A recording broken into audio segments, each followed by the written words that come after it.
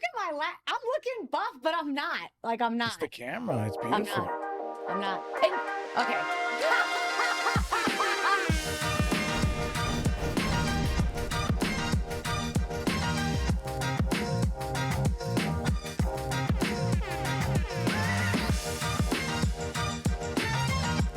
We gotta sculpt. We gotta be a sculptress. Oh, are those the claps?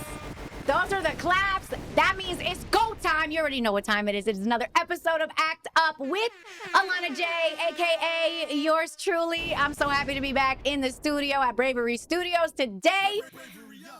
Before we even get into the episode, yeah, right? We got the things. Like we got the bells and the whistles and the thistles and the missiles. Oh, we don't have the missiles. We don't. Not yet.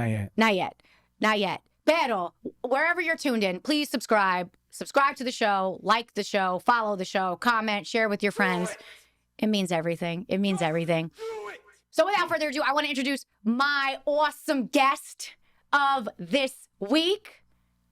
He is a comedic actor, a producer.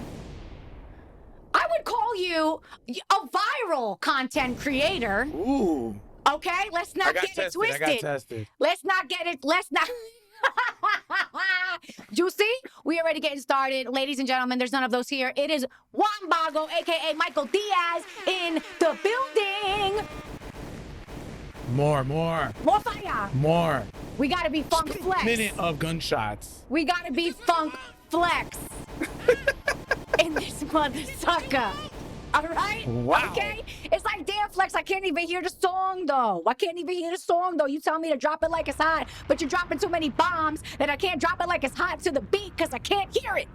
You know, it's funny. I'm that old where I would remember he would do the bomb, and I'm trying to record it from, like, the actual thing, and I'm like, come on, man. I'm trying to get this single here, and there's, like, all the bombs, and I'm like, after 3 minutes, I'm like, forget it. I'll just get it at the store. Right? We was trying to make the mixtapes. Yeah. We was trying to make them mixtapes.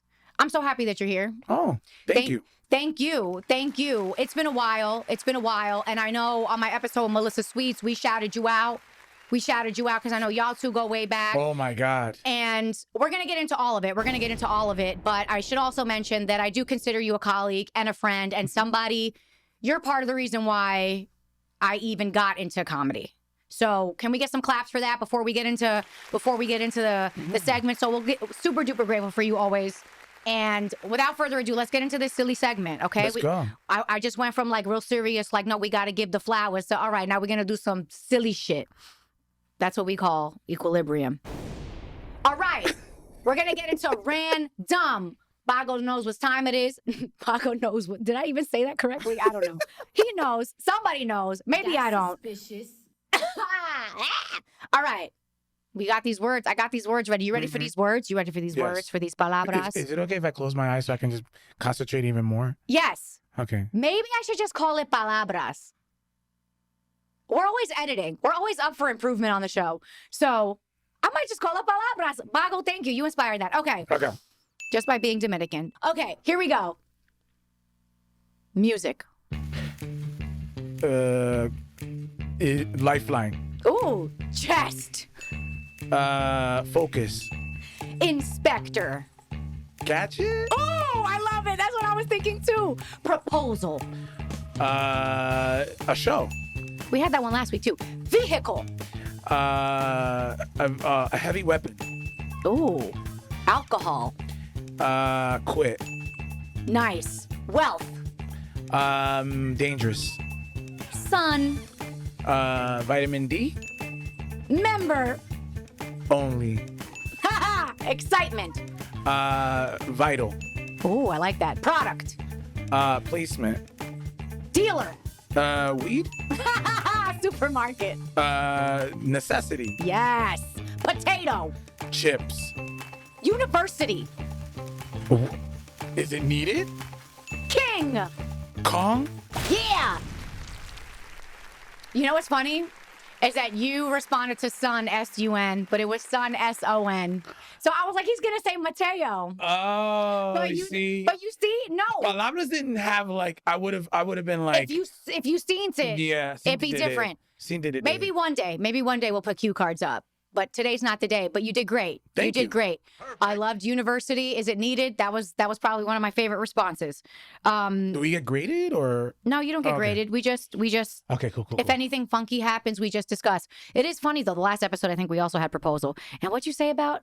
Oh, alcohol quit. That's right. You stopped drinking, right? 2 years, yeah, in September. Clap, clap, clap. All right, let me say this for my 1 minute interview. Oh, I love these. I love these timers. This is like a Bessie bottle Is that timer. like a large intestine connected to the Pepsi? It could be Okay. because that's probably what your intestine is going to look like The stomach is on exactly. the top, and then the after you drink Bessie. or the bottom. It's probably going to be Yeah. a lot of balls, Yes. a lot of those are gallstones. That's what those are. Mm. Right? Is that a thing? Gallstones? Is that correct? They exist, They but I exist. don't know if it's in that exact location. I don't know So- either. All right, now this is my job. Now I have to think of a minute of random questions on the fly Oh, really? That's a lot of pressure. for you. I mean, it's not, it You isn't, wanna- it isn't. I repeat a lot of the same ones. Oh, but okay. but, I'll have my eyes open for this okay, part right yeah, here. please do. I Okay, might eye close contact. my eyes now. Oh, okay. I mean, it helps, right? When It does. It does.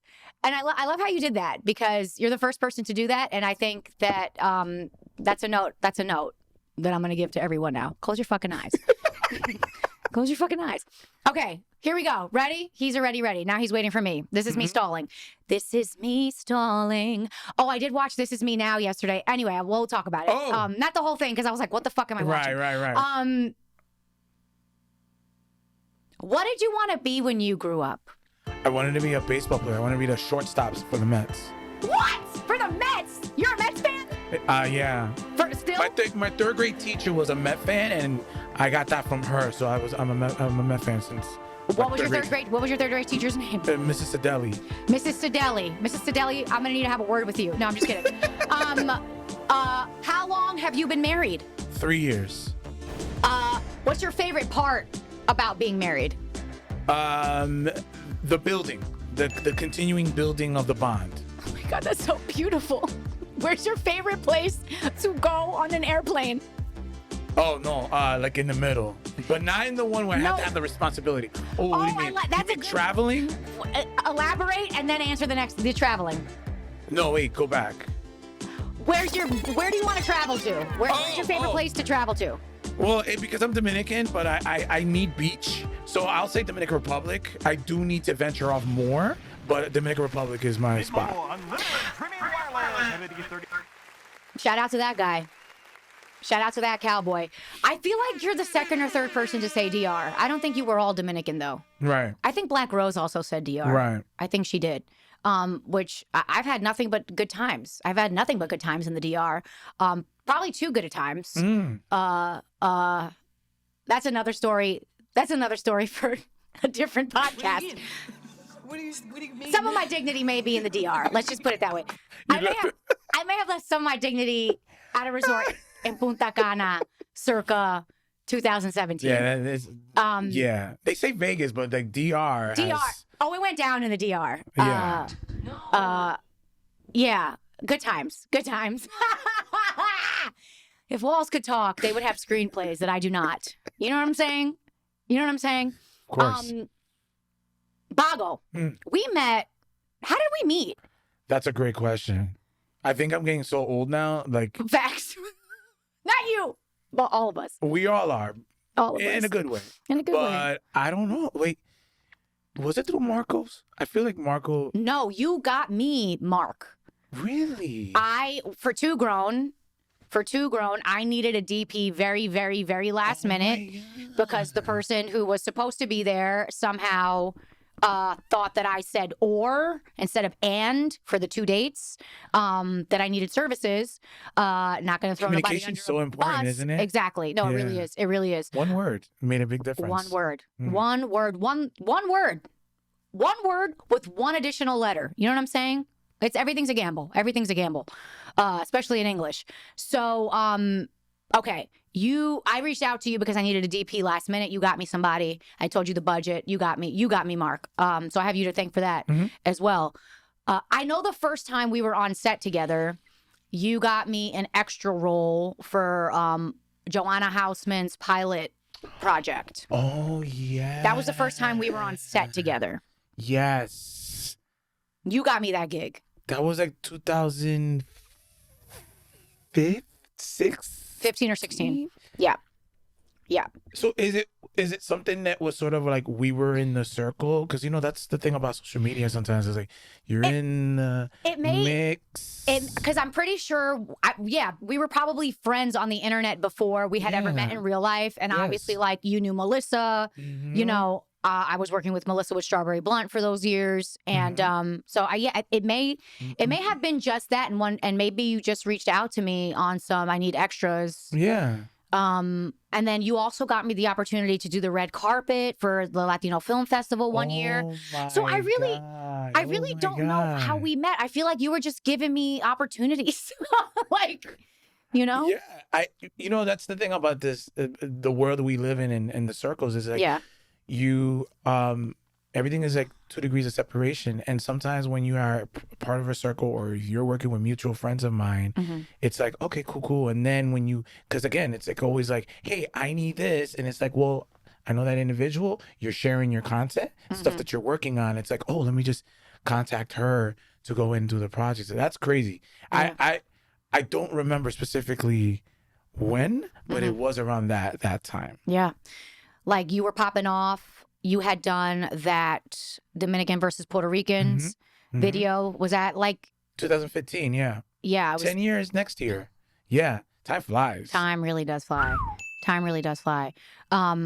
So all that to say, I was like super duper humbled to even connect with you. I don't know.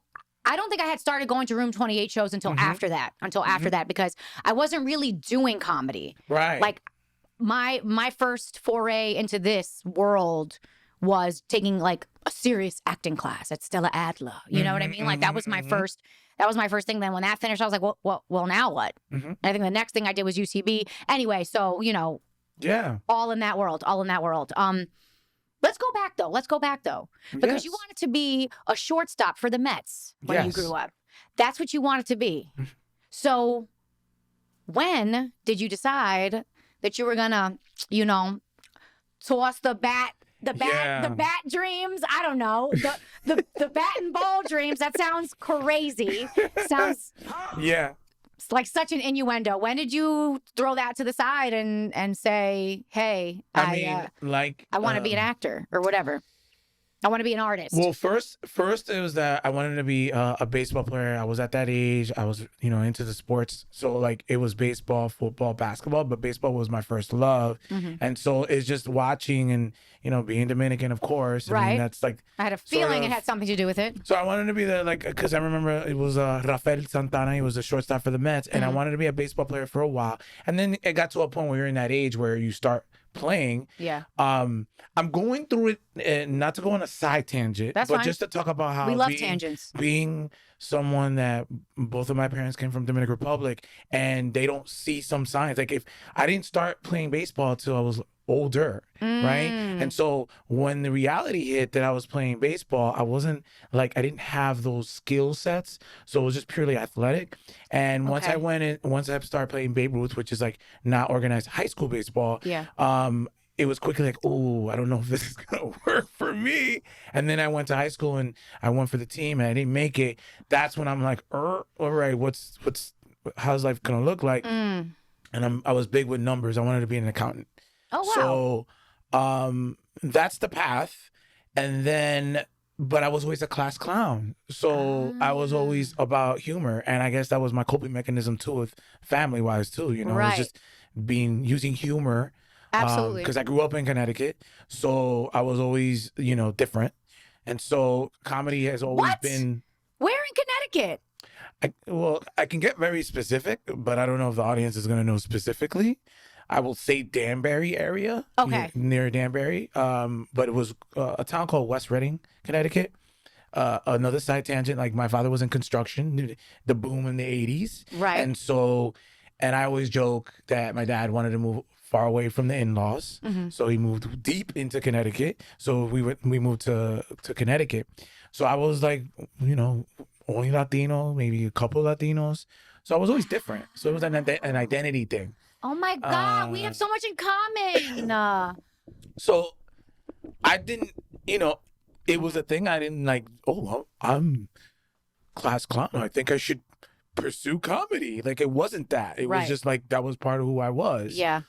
And then I went to school, past, close to Hartford, New Britain, Central Connecticut State University. Mhm. Didn't do well, moved to New York. And when I moved to New York, I was always, but here's the thing, I was in Connecticut, but I always wanted to move to Washington Heights. So my parents were like, wait, what? I wanted to move to Washington Heights, wanted to be closer to the culture. Yeah, I thought you were from Washington Heights. Well, that's the thing. I was always in Washington Heights growing up because my mom had 7 sisters that were in Washington Heights. My grandma was in Washington Heights. That makes sense. It was just the barber. Like, that was the thing about it. Like, I was in Connecticut and my mom would wait 3 months to give me a haircut because my barber Rafael in Washington Heights would Was in cut my Heights. hair. So I went from fro to buzz. There was no in Back and forth. between. Back and There was forth no from fro to buzz. consistent look. So That's a good head of hair. yeah. It was a good head of hair. Yeah. So okay, so I'm at a point where it's post not in college. I stayed in contact with my college friends. What'd you study? Did we say that? Accounting? Yeah. Okay. Yeah, it was business and accounting. Okay. So I went and then lost soul, didn't know what I wanted to do. Right. Had strict parents, so like I just wanted to like live life. Mm-hmm. So I moved to New York, and then I moved back to Connecticut for like a year. And then before I moved to the Bridge Apartments. We went by there, the 4 tall buildings. Yes. My roommate and friend from Connecticut wanted to be a filmmaker.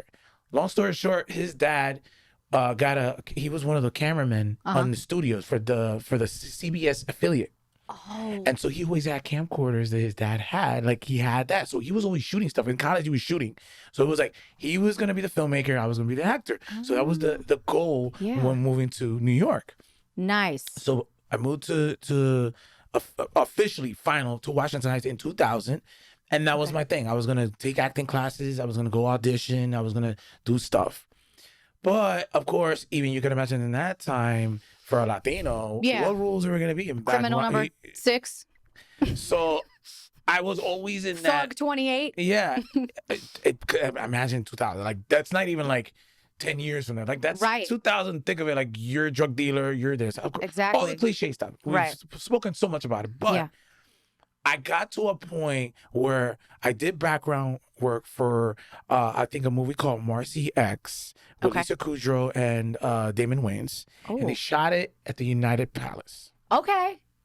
And when they shot it at United Palace, there were some background actors, there were some Latinos there. And one individual, his name is Preston Lopez, he had a public access show at the time.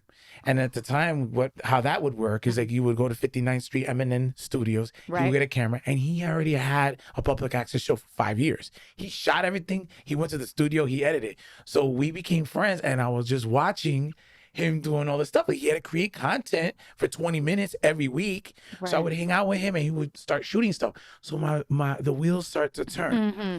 Then there was a website called mihente.com. Yes. which Me had was that like throwback. a Latino Facebook. Mhm. And that was like the Wild Wild West of HTML, creating codes, We were photo coding. coding, using Microsoft Paint to create some stuff. So I was doing memes back then. I forgot about Paint. Right? I forgot about Microsoft Paint.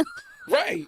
Which was like, base level Photoshop skills, right? Everyone was Right. like, yo, I got you. And I did have friends that would do Photoshop stuff for design this stuff to put it on Mi Gente, but I would do the Photoshop stuff, but I would do not the Photoshop stuff, I would do the paint, but I would create comedy stuff.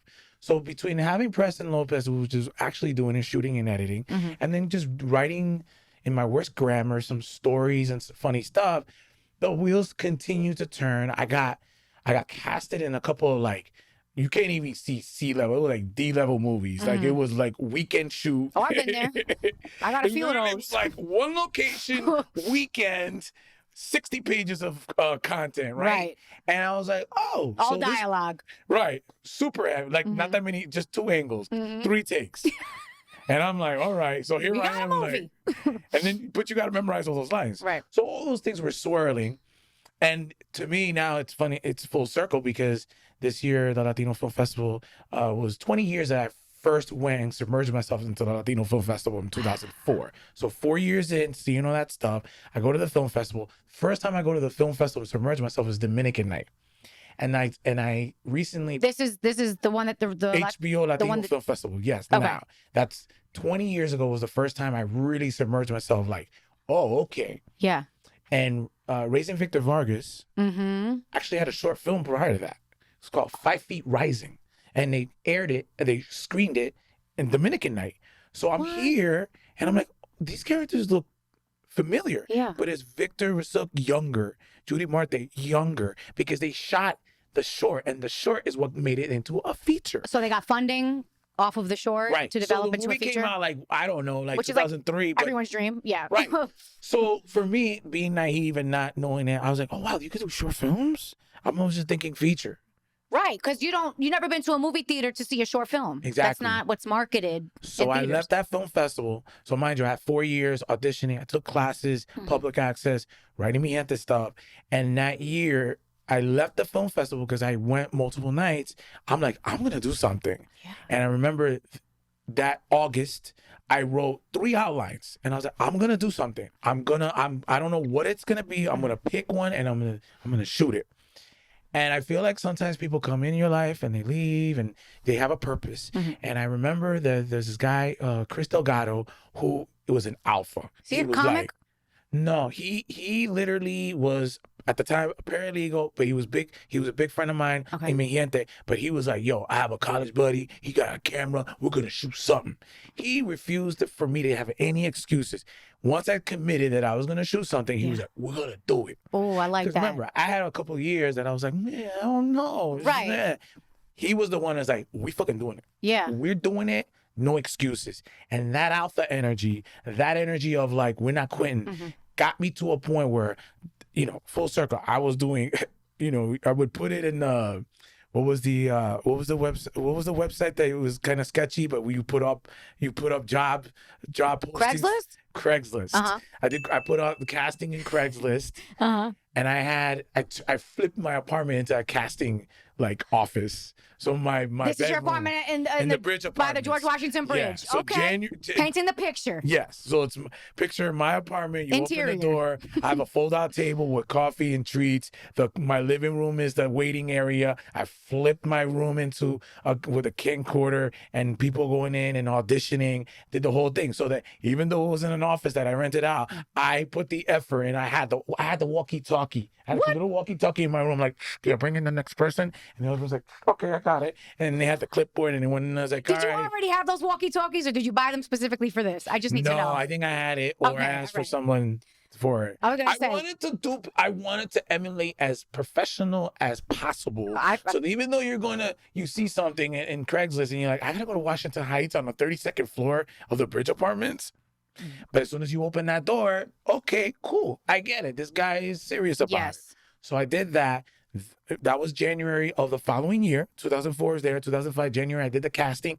April, I shot it. Nice. Mostly in the weekends, evening times. Shot the movie. And what was the premise of this one? This is the story of Juan Bago, which is how I got my name from all the years. The name of the movie was The Story of Juan Bago? The Story of Juan Bago. Oh. It wasn't like that originally, but once we were trying to get the names, we're like, yo, what's going to be the guy's name? Yeah. And I was like, all right, well, he's lazy. Because, the premise of the film is underachieving, the cliche, like the underachieving, sees a woman on a train, he's trying to find her, and while he's trying to find her, he evolves to get to a point where he can ask her out, right? Aww. So, because it's lazy, and my gringo ass from Connecticut was like, okay, Bago. You're a gringo? You consider yourself a gringo? I guess, whatever. Girl, I mean, we're talking about... I said girl. We're talking about, He's a gringo. I don't know. I'm vanilla. I'm a vanilla wafer. What? Continue. I name it Juan Bago, but with a B. And Vago is with a V. And I remember I did my due diligence. I did the trademark. What does Vago mean? Lazy. So it's Juan Lazy. It's John Lazy in English. I learned perezoso in school. Is perezoso a thing? I don't know. What is that? I thought perezoso meant lazy. Is that smelly? Oh, okay. I thought it was Shut up, Curtis. Anyway, okay. Vago is with a V, but you spelled it with a B. Okay. But I already trademarked it, copyright, everything. So Shout outs to Jerry and Modifoca, because Jerry was like, yo, but why was it with a B? I'm like, I thought it was lazy. He's like, no, it's not. So I'm like, all right, well, You sounded just there's like that. him. There's that. We're keeping Bago. And from that point on, that's where the independent content creating path went into me saying, all right, I'm going to take, because again, I didn't feel comfortable auditioning for these characters. And in the period, again, I felt that it was like, there's more to offer. 1,000%. As a Dominican drug dealer from Washington Heights is going to be arrested in the beginning of the episode. Right. You know what I mean? 1,000%. So I felt that, and again, that's the background of my mind. I'm like, where's the comedic characters? Mm-hmm. So once I saw these elements, they all came together, right? The Mi Gente, Preston Lopez, Film Festival, aha moment came where I was like, I'm gonna create something. And then I had that angel that was like not gonna let me stop until the final product, because a lot of times people get involved and they get cool with it and then they hit a first wall and they're like, I'll finish later. Right. That could have happened easily if I didn't have Chris. You don't have like, there's no really consequences put. There are no tangible consequences. It's not like if you're working for a network, you're under deadlines. Exactly. And if you don't meet those deadlines, your job is on the line. Excuse me. I'm so sorry. Nice. Your job is on the Party. line. That was like a 4. Out of 10 or a 5? 4 out of 10. That was Okay. I could do a lot better. Sorry, it had to happen. You don't have that extra pressure. So yeah, you need that external pressure. Hey y'all, it's your girl Alana J, and I'm here to tell you about all the magic that is happening at Bravery Studios, New Jersey's #1 podcast recording studio. At Bravery Studios, you handle all the talking and they do the rest. That's it. Seriously, all you have to do is show up and shine. Yes, honey, work. With 3 different filming locations, there's a perfect space for every type of podcast. From cozy chats to high energy shows, Bravery has got you covered. But wait, there's more. Bravery Studios hosts monthly events and podcast gatherings, perfect for networking and connecting with fellow creators. So what are you waiting for? Head over to Bravery Studios and let's make some podcast magic together. Do it. Come on. You know you want to.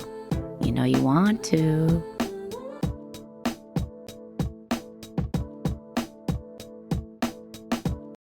So you had that, and that's beautiful because not everybody has that, So from that point on, I never looked back. Yeah. But it did take 4 years of different things to come together. And the film festivals, like right there, like short film, other filmmakers around, they're sharing their work. And I was like, wow, this is cool.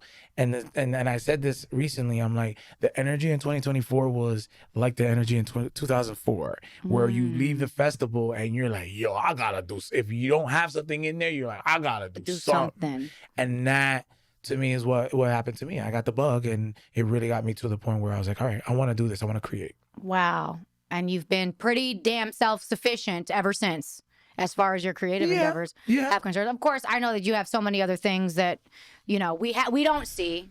Right. We don't see the, you know what, I'll do that later. I don't have like a Chris per se. They're like, nah, you started it, you're going to finish. Right. But yeah. So you mentioned that that's not how you got your name? I did. Juan Bago is how I got my name. From the movie? From the movie, but that is how you got your name? Yes. Got it. Okay. I just wanted to make sure. I thought I misinterpreted that. I was like, so what's, so qué? ¿Qué lo qué? Okay. Amazing. So when did you decide that you wanted to write comedy for stage with Room 28? How did that all occur? So with Room 28, 2006 film comes out. 2007, there's a network right now called Fuse. Mm-hmm. Before it was called CTV. Oh, interesting. And then J-Lo bought it and made it into J-Lo owns Fuse? Don't quote me on that. Okay. I think Diddy had his hands in that too. But originally, yes, it was CTV based in California. Okay. And they took a very progressive path as far as like hiring East Coast and West Coast personalities. Like Danny Hastings was part of La Bruja, was a part of it in the West Coast. And they were like, we're going to give you a camcorder and we want you to shoot content. And I was like, oh, okay. And what year was this? This is 2007. Okay. And the West Coast, I would joke around because they had an advantage because they were near the office and they would just drop off the tapes and Right. then they would edit it. We had to be responsible of shooting content and then from there, edit it, upload it, and then CTV would put it on they'll put it on their online presence. And sometimes it would, I mean, if you're talking about 3 minutes, they'd probably be in between shows on CTV. So when I first started doing that, I was doing man in the street stuff. I actually one year I was following the Latino Film Festival. I did the Puerto Rican parade stuff, and I was doing a lot of online stuff. Yeah. But I had the itch that I wanted to shoot sketches. So I had a camcorder. I already built a relationship with a director, and that's when I approached Jerry and Jamie, and there was about 10 of us at the time. I'm like, yo, I have a camera, and we gotta edit stuff. I have my CTV relationship here. Let's use this as an excuse to shoot a bunch of sketches. Hell yeah. So we did a lot. This is the Wild Wild West. There was no writing. It was literally Jamie, Jerry, and everybody showing up on a Saturday morning. We had concepts, and we would go to the park. We would go outside. We would shoot a bunch of sketches that later on we would edit and we would upload it. So that was 2007. Jamie, Jerry, and I were part of another sketch group that was performing live. In 2008, we had a pivot and we were like, yo, we have a bunch of stuff that we've shot. Yeah. Let's do live. And from that point, that's where Jamie became the head writer in 2008, Jerry was the director, and we would do live stuff. I really wasn't writing any of the stuff for the live stuff. I'm really good with the concepts, and I'm like, yo, we should do something like that. Yeah. And then obviously Jamie would be like, no, I don't know if that's a good idea. I'm not going to write it. And Jerry would be like, nah, that's a good one joke, but I don't think that's a whole sketch. Shout outs to them. So they're here. I feel like they're here. So that became where organically, again, it became, had the opportunity, had the camcorder, had the platform. Let's do the film stuff. But then when we would do this is back in 2008, we would do it in a spot. I'm just what were the tapes? They're not VHS. They were like little thingy-majiggies. They were like this big. What were they even called? I don't even know. It was a while ago. Like I'm just VHS. Right. You can't talk to someone right now and be like the VHS tapes. They're like, wait, what? Yeah, I saw a video DVD? about that the other day. It was very depressing. So my thing was, and we would do it. There was a place near City College on 137th Street in Amsterdam. Where it was called La Pregunta Cafe. We converted it. It had a stage. We would do a show every month. The place only fit 90. We would have like 130. Then there was a website called Salsa Merengue, and they were the first to do live stream. So they did live stream. So there was people in Puerto Rico. I had already built a relationship with Mijente. They did a live feed. So we would do the show with 120 people in like a sweatbox, small stage, live show, and then stream it online. Three different cameras. What year? Dude, 2008. Streaming live? Yes. Off of what? Ustream maybe? They have their own thing. That's the thing that these engineers, that was called Salsa Merengue on the website, they had it. And we had three cameras. They built their own streaming platform. Thing way ahead. Now, you can imagine it was clunky and everything, but it was a thing where we had a camera in the middle, then we had two cameras on the side, and then they had a thing where they could just switch, sort of like this right here, back in 2008. So we were sort of ahead. Way ahead. Way ahead. But that's how we were rolling. Yeah. Just on that. So that we did that for a couple of years, and then obviously back in 2014 we brought back Room 28, bigger, better, different theaters, because we were only doing it in that cafe. Future time we were doing it in different theaters across the city. Wow. Okay. I'm just trying to even. I'm still stuck on this streaming thing. So you guys were streaming to people in Puerto Rico and DR. Is that what you said? So Salsa Merengue, their primary focus was recording salsa and like merengue, like concerts and stuff. Okay. I got cool with this guy named John, and I was like, look, I'm doing this comedy stuff. Let's experiment. Go ahead. And, you obviously can imagine there's some clunks to it, but I didn't care. No one else is doing it. Yeah. And I'm thinking, what did you have to lose? You had nothing to lose. Right. But then the thing about it, too, I'm looking at it in a space of where it's like, okay, only a certain amount of people can witness this show, because the capacity was only 100 and we would get it to even 120. But I'm like, and again, there was, There was me. There was a couple. There was MySpace. They actually at the time had MySpace Latino. So it was MySpace There was Latino. a MySpace Latino? There was a MySpace Latino. I was not invited to that. And there was Mi Gente, and there was another site. So what I was, Room 28 had a page, and I was just like, we'll figure out how to like live stream it there. And yeah, so it was like 18 years ago, so I can't tell you the specific deets. Right. I'm asking a But lot. we were literally, in fact, I wanted another camera to be doing like a behind the scenes one, Yeah. but we're going to do that, but neither here or there. Wow. Talk about thinking ahead. That's wild. That's wild. Kudos to you. Kudos to you. So, where are you at now with your creativity? Where are we at now? What are some of the projects? What are some of the things? You're a dad now, like you said. This was 18 years ago, and like, you know, Yeah. I'm still thinking about Room 28. You know what I mean? Yeah. So Yeah. you've all left your impact. You've had multiple podcasts. Mm-hmm. You're a dad now. Yes. Where are we at? Where are we at now? And talk about that. Oh, sorry. So now I think for me, especially the way the industry is right now, where it's almost sort of reminding me of like the 18 years ago Mike, where it's like, where do you sort of create and not wait? Because of course how it is. I'm doing more writing, like long form writing. There's a couple projects that I want to do, but I've slowed down, right? Because I was so wired back in the day, like I gotta have 9 things going on at the same time, put my hands in there, and I don't have the bandwidth for that. You know? Yeah. I think COVID got us to a point where we sort of valued family and our friends and time, because time will go, you know, on and on. That's all we got. So I have a couple of stuff, like I'm always gonna have the itch to do a parody or a digital, something I could share on That's right. social media. Parodies. Hold up. We got to talk about that really quickly, because I feel like it wasn't that long ago, but what is time with COVID? It had to have been within the last 5 years that I was in a restaurant. I think I texted you, and I think MTV3 had one of your parodies on. Yes. And I think I shot a little bit. I either sent it to you or Jerry, or maybe both of you. But I know that parody was quite old. So talk a little bit about that. Was it like the pan con queso, or like one of the which parodies? I honestly don't remember which one it was.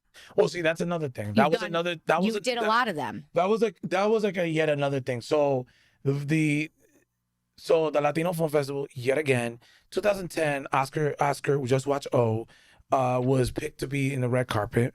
So he's a director, right? No, he's he's comedic. He's a host and everything. He was Bago and O. He was with those videos that we were doing where there were parodies. I was thinking about Oz. Is that the director? Is there a director named Oz? Oz Rodriguez is the director. That's what I was thinking Vampires vs. Bronx, SNL. Which you were in? Yes. Vampires versus the Bronx. If y'all remember that. Yes. On Netflix. Very quick. It was like, don't blink. You was there. I literally say that on stage. I say, listen, if you go watch this one episode of Power I was in, like you're having a stigmatism surgery, LASIK, and I do that. So I feel you. I'm in the same boat. It still counts.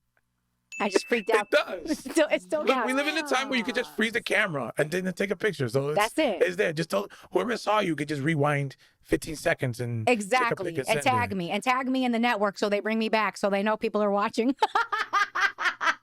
That's the hustle right there. I'm serious. But the parodies. Yes. So I met him then, and then the pan con queso again was organic. I was working with Frank Nibbs, who had a studio in Harmonic in Washington Heights, and then we were doing production stuff. So all was like, hey, we should do a parody of Black and Yellow, which became pan con queso, and then that. We weren't it was like a one-night stand when it comes to creativity, because we literally like, oh, pan con queso. We went in the studio, and shout out to Jeff, who was an intern at the time. He rapped, and then R.I.P. Tommy Nibbs, which is Frank's brother, was a singer. We went in the studio. We were like, all right, you'll do the singing, you'll do the rapping. Let's go. And that video just million, but MTV3, Mundos, Music Choice. And then we went for a couple of years that we were just doing a bunch of parodies.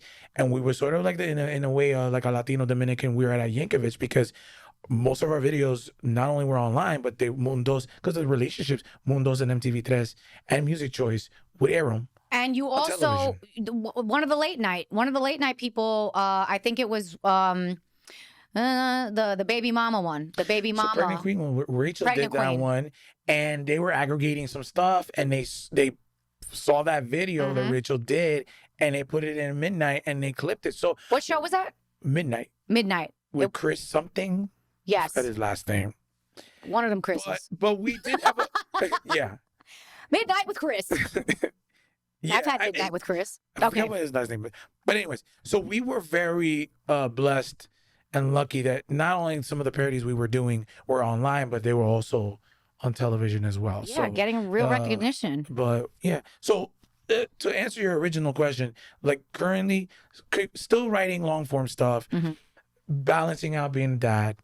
And once in a while I will come out with some digital stuff to put out there, because that's sort of like a drug that I sometimes have to do that to put out there short content that people will be like, oh, okay. You've done Bago briefs. Yeah. You've done. That's still available, right? People can It's see still it. there. Where It's where not, is it? it's on YouTube, Okay. Futuro, to their platforms. And that was you in the streets of Washington Heights. Yeah, so that's sort of my kind of combining my community work. So I like to do some comedy stuff, but also like community stuff. And so those were the combining together and kind of like getting an idea of how, the older Dominicans are thinking, what Washington Heights is thinking, just anything. I did one on CBD and what, for us did that see it's it. legal, but like there's an older generation or a culture that how would they perceive it, and what would it take for them to accept it, Yeah. So there was like I did one on crypto. So You're I bridging. picked 6 topics and I went into the street and I came up with fake products, a fake focus group to sort of apply it. So there's not only just because I no disrespect, but like anybody that does the man industry for gotcha stuff, like or to use it as a butt of the joke, cool. You could get in trouble doing that. You could I'm get not shot in doing that. that if you're in the wrong place. I feel like instead the man in the street allows regular day people to be funny and like create, because some of their Organic. outlooks, It's organic. yeah. So that's where Bago Brief came in the sense of like they're part of the joke or part of the comedy instead of they're the joke. Because again, whoever does that, that's awesome. But for me, I'm just more like I wanted to really educate too. So Absolutely. every episode had like a button in the end. It's like, okay, what did we learn from this episode? Right. You were bridging generational gaps with through those topics. I Which liked it. actually, funny enough, the most controversial for the community was yoga. What? The biggest pushback was yoga. Some of these, How? From some of your these focus? very religious women in Washington Heights thought that was sort of the devil. That yoga was the devil and not crypto or CBD? Yeah. Como? And I remember prepping for it. I'm like, okay, yoga is gonna be one of like, I'll do a stretch and stuff like that. No, they really thought.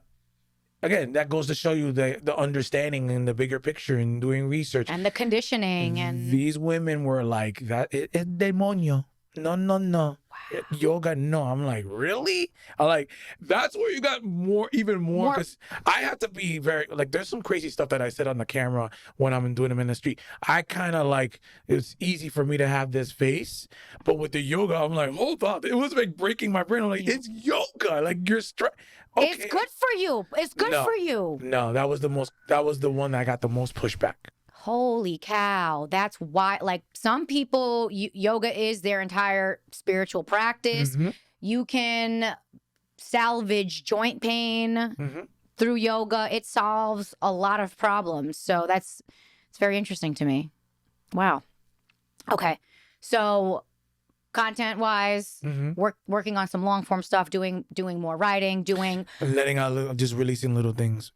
We didn't talk too much about. This is like the first time we've kind of brought up some of the community work. So beyond Bago Briefs, like, can you talk a little bit about your roots in activism and community work? Well, when I first So there was a period in time where I was doing house parties from the Bridge Apartments, the same one that I did the casting, and I would have my birthday parties there, and it eventually morphed once I started doing content, shooting, and all that stuff. It started to morph into like a networking house party. In fact, that's how I met Jamie, because Jamie was a +1 of a +1 for Calixto. Calixto came to my house party, had a +1, and that person's +1 was Jamie. So there was a lot of people that I met through my house party, because people were coming from Brooklyn, Jersey, everywhere to go to this house party. People was coming long distance. Yeah. Well, I mean, when you're on the bridge, you got no excuse. Right. It's right there. So through that, that was where I amplified the bug of bringing people together. So when I started doing, there was a shout outs to Frank and Paola Soto Pai. We were starting to do Bago brunches. And those are smaller because I think I heard of these. And so they were at first, for the first couple of years, they were small. They were like 10, 12, right? You could only imagine you're having brunch and there's a table and there's 12 people. But then the problem was, is like, y'all were the disciples 11, at dinner. Yeah, the 12th person, you're not really connecting. But then Apartment 78 came along, which is in Washington Heights. Yes. And that flipped the script, because now we were having like the buffet brunch, 100 people will come, and they were networking. And so then somebody from the community is like, listen, I see what you're doing all the stuff. You should join the community board.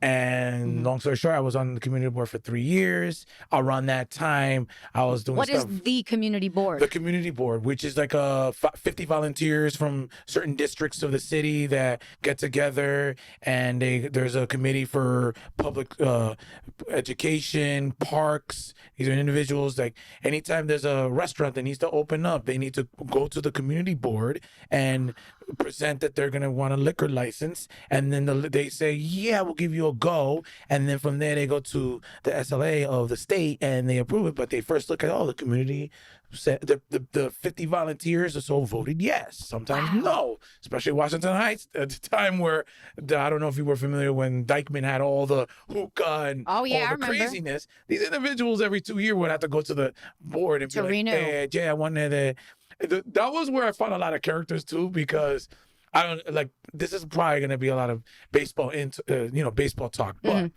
there's a law that if you open up a restaurant within a block, it has to be a different type of restaurant. You can't have 2 Italian restaurants with liquor license on the same block. Right. I had no idea. I feel like they got multiple Starbuckses and shit. Right, but they're not having liquor. You're right. So there was a point in time where Dykeman was like popping, and it's like, if you're an owner, like, yo, I need to get a spot in Dykeman because it's popping. And I'll never forget, and this is where you get characters and all that. They all have to come and talk in front of everybody in there, and like, if you come with the statistics. Oh, so this new restaurant, okay, cool. 100 seats, all right, bathroom in there. What type of restaurant is this gonna be, right? And Dykeman already had, Mama Sushi. They had all. Yeah. And they already had tapas, right? Tapas is under the umbrella. Yeah. And I'll never forget, there was this owner that's like, yeah, so we're going to open up a place, and our restaurant is going to serve like little plates of food, so that it's different types of food. We're like, that's tapas. Yeah. You're not gonna get a liquor license. Like, no, it's different. It's like they were trying to scheme. So it was just funny to see all these personalities and these restaurant owners and all the conflicts and stuff. And I got actually inspired content wise from being a part of the board, but it's stressful. So that was one thing. And then I was very involved. You're like a delegate for the community. Yeah, and mind you, you're not getting paid for this. You're a volunteer. And then also I got involved with Voto Latino, which was co-founded by Rosario Dawson. What company? What was it? Voto Latino was Voto. Yeah, Voto Latino was an organization to empower getting Latinos to be more registered to vote, and other grassroots things. So I got involved with that. I actually did a video for Bago No that was sort of like, it's called Vote Right, that was just trying to get in there. So I've always tried to balance things out, spoken to schools and things to kind of balance out, the creative stuff with bringing back into the community. Wow. That's amazing. Can we get some claps? Can we get some community claps? Because that's a lot of work. That's a lot of work.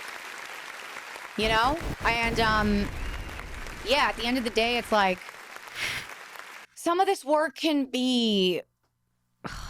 artistic work can be so self-involved, Yeah. you know? Mhm. Like I remember when I was getting my degree and I was just performing nonstop every single day and I was doing stand-up, right? That was an additional thing that I added to my plate that nobody else in my class had. And I just remember being at a show one night. I was just like, I just feel like I'm so in self right now. And like that can be the most dangerous place for me to be. You know, like I need to be out of self. Like I get on stage because that is the thing that forces me to be in the present, you know, and not be in my head. Anyway, one of my professors that night, who was also, he was one of my professors, but he was also a comic. So we would go to mics together and stuff and do shows together. And he was like, yeah, but Alana, you got to remember, like, we're giving people laughter. We're giving people need this. People need this release. We are providing a service.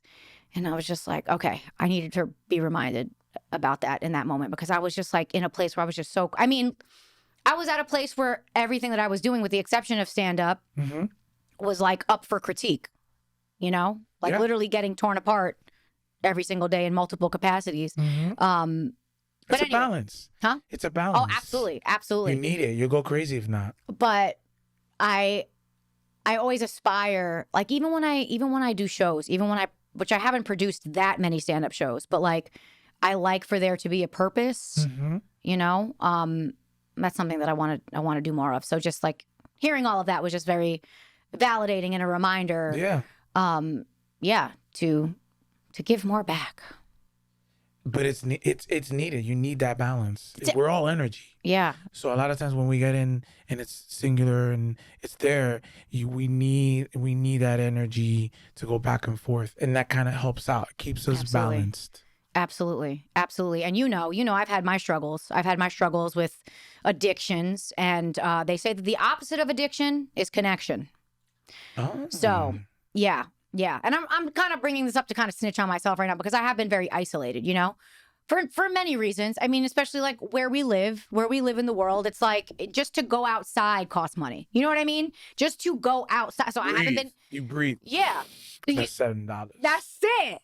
With tax, they gon' add the tax.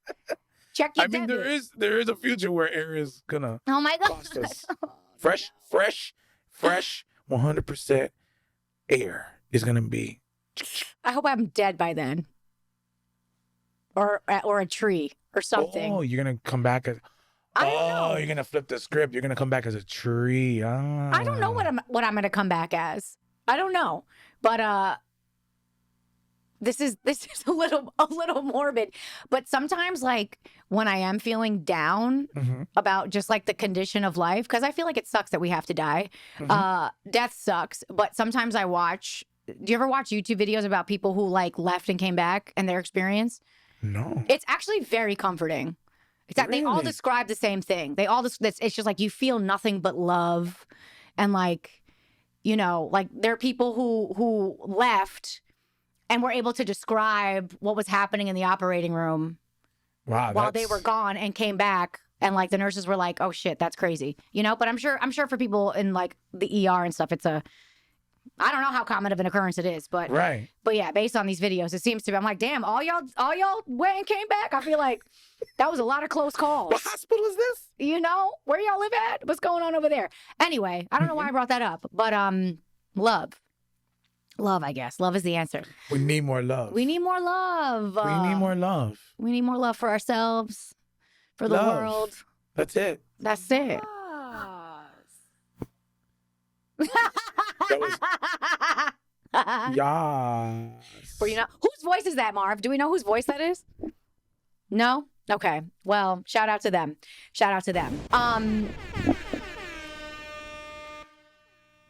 You did just do the Latino Film Festival. That was recent, right?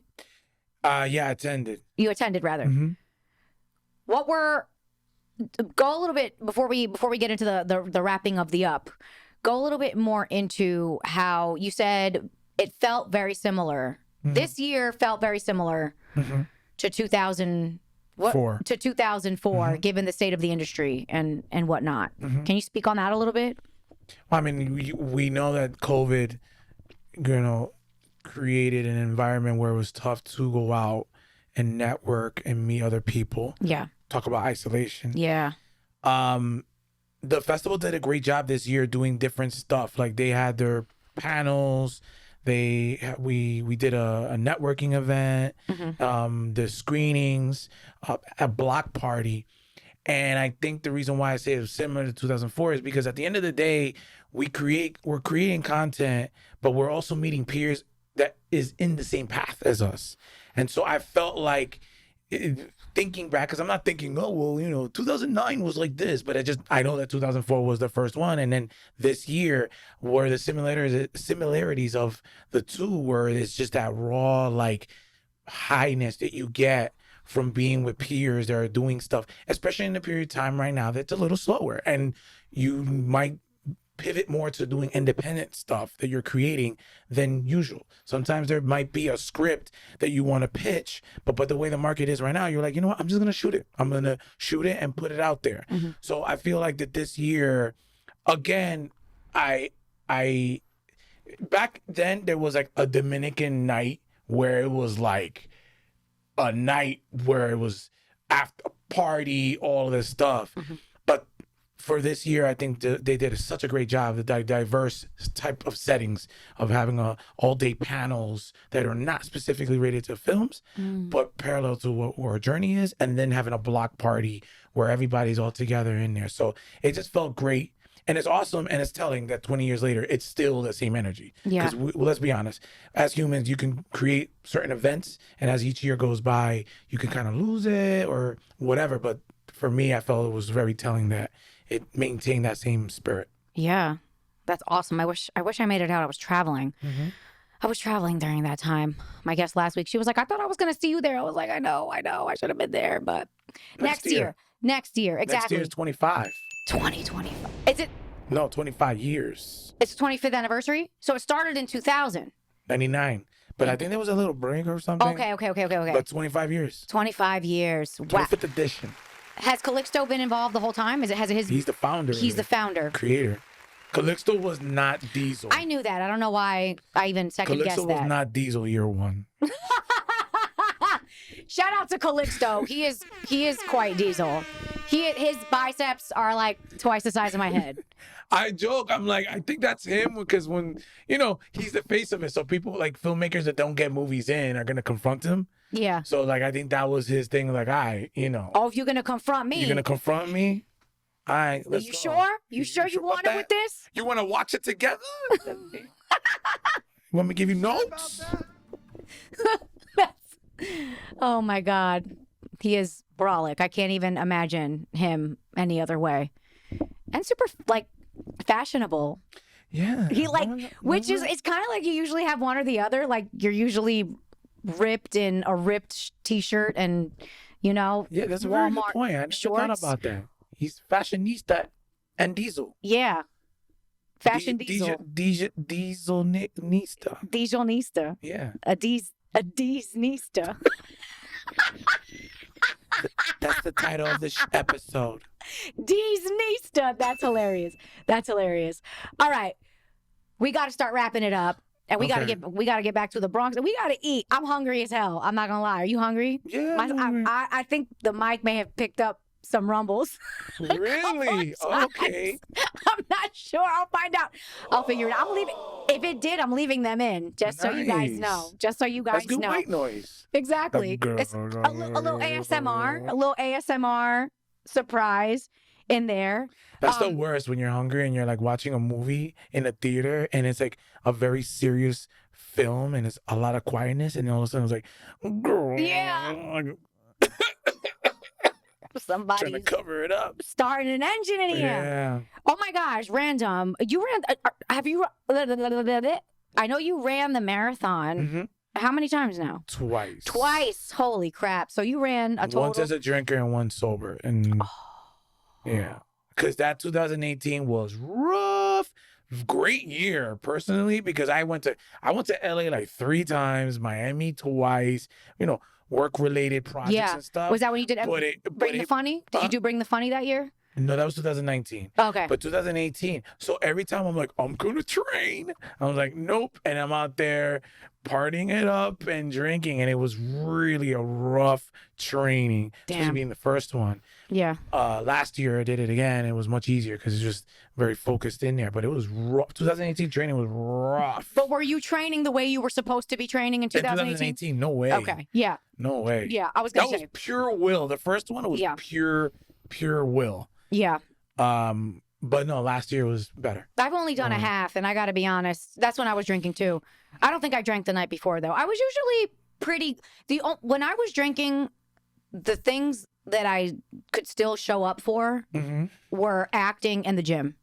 Like my friend actually DM'd me the other day, and she was like, she wished me a happy birthday, and she was like, the Alana who used to work out in the basement on lunch breaks would be.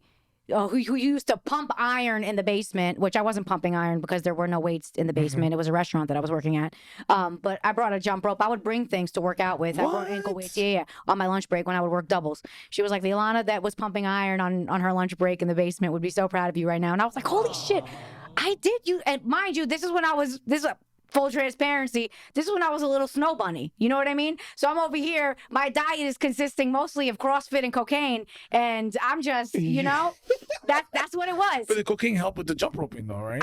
It must have. It must have. And I was ripped. But quite slim though. I could have used a little bit of extra meat at that time. But I was working at a sushi restaurant too, so I was eating mad healthy too. So I had a healthy diet plus the cocaine and CrossFit. Anyway. Don't do cocaine. I'm not saying, this is not a endorsement. This is not an endorsement. So to put the episode in a bun, what we got out of this episode, just don't do jump roping while you're on cocaine. It doesn't end pretty. What did you learn? Yeah. No, I never worked out on it. But I remember when I was in college, I was on a dance team, and I would go to dance practice a little fucked up sometimes, and I'd regret it. Like, God damn it, why did I do that? Wait, they were like, yo, girl, just bring it down to a 10, noticed. please. Nobody. You know what's funny is I would actually get quiet. Like if I had to do a task, right, I would get quiet because I would get too paranoid that people were gonna know. Exactly. So you were just like in this type of setting, I would. Alana, I'm gonna ask you for the third time. Yeah. Yeah, I was just like, I'm doing, in my mind, I was responding, but I wouldn't be. But yeah, that wasn't fun. Don't do that either.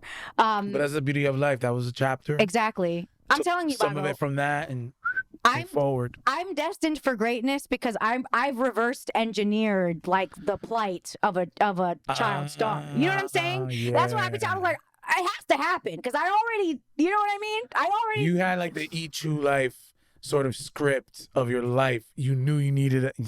That's genius. Yes. That's genius. Right? People are like, yo, what the fuck? And you're like, no, just trust me. Okay, dead. This is part of my life story. I'm dead. Anyway, I don't know. I wanted to ask about the marathon thing because I always admired people that could do that. I did It's so mental. It is. It is. Because, even when training, even now, like I do cardio and like 30 minutes into 30, I was like, I can't. I'm like, I think I did 26.2 miles. I'm like, but it is a lot of, I think it definitely is mental. I definitely recommend physically if you can. Like if there's some physical stuff, knee or whatever, don't. But if you can, it's just the path of training for a marathon changes you. And you could say, hey, and at the end of the day, it is mental. Like that 20th mile, once you hit the 20th mile wall, it's like, oof. But I gotta do it. I did a half. I did one half. And before I did the half, the most I ever ran in one shot was like 8 or 9 miles.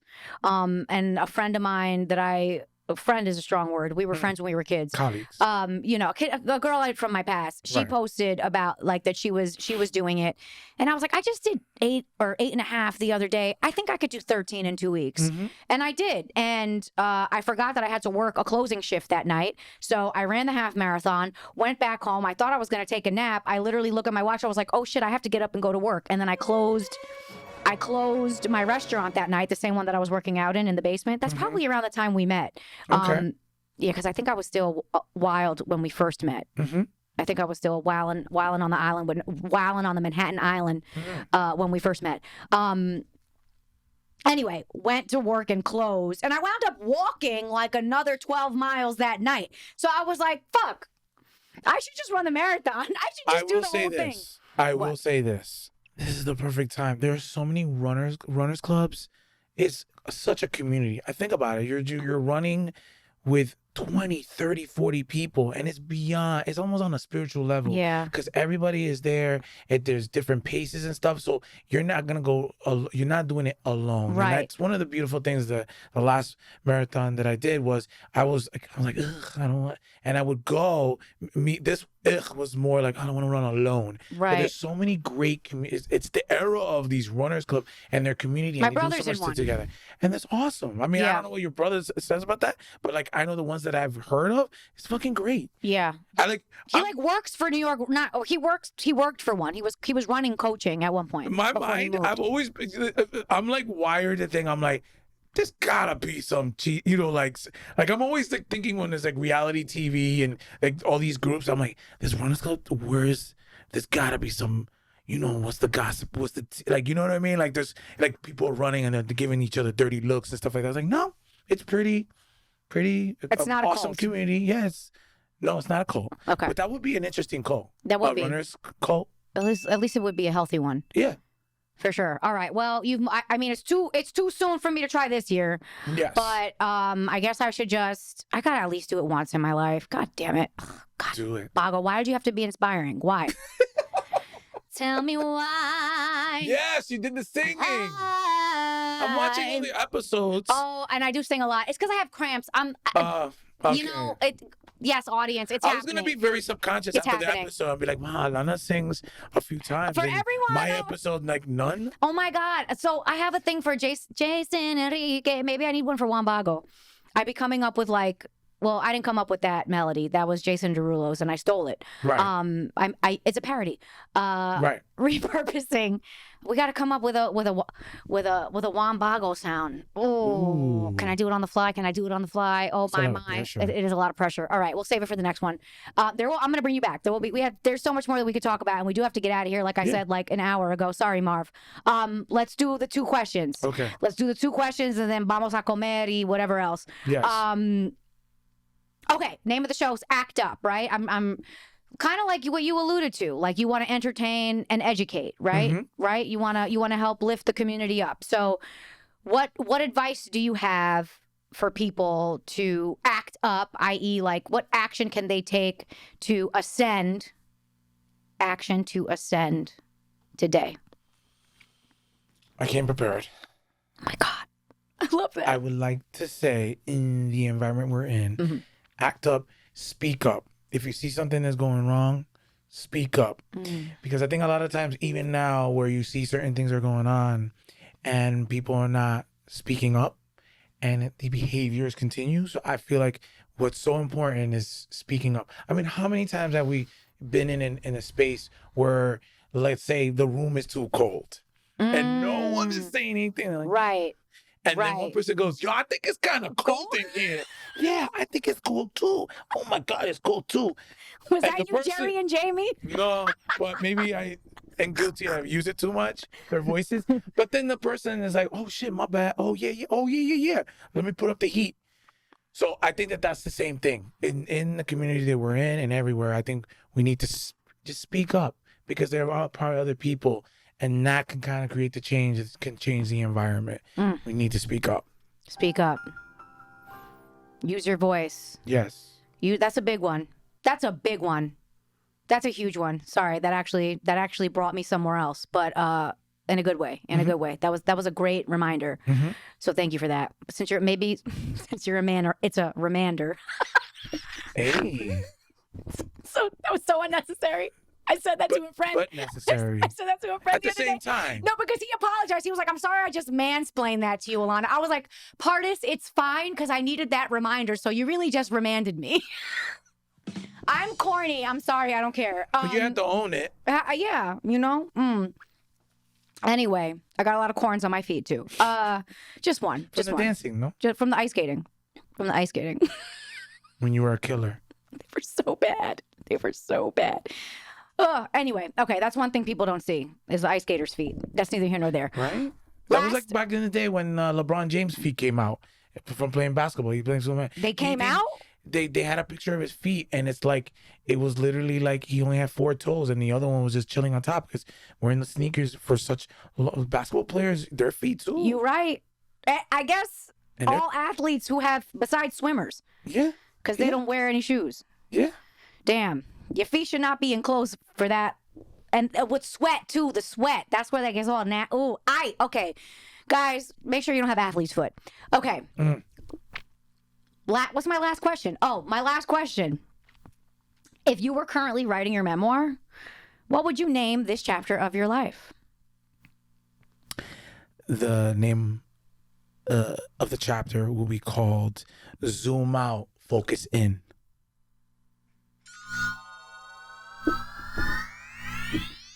I love that. Why? Elaborate a little bit. Because a lot of times, especially in the journey that we're in, we are so tunnel vision Yeah. that we're just continuing going and going. Things are changing around us, Constant. right? So if you zoom out and look from the top, then you can say, oh, I'm going to focus in on that I have doing multiple stuff. So you just focus on that one thing. In order to do that one thing, you have to sort of zoom out. And that's where I'm at in my life right now. Can you share the one thing that you're really focusing on? Just writing. Okay. I mean, we started the episode talking about that I wrote a lot of stuff on Mi Gente and created. That's who I am.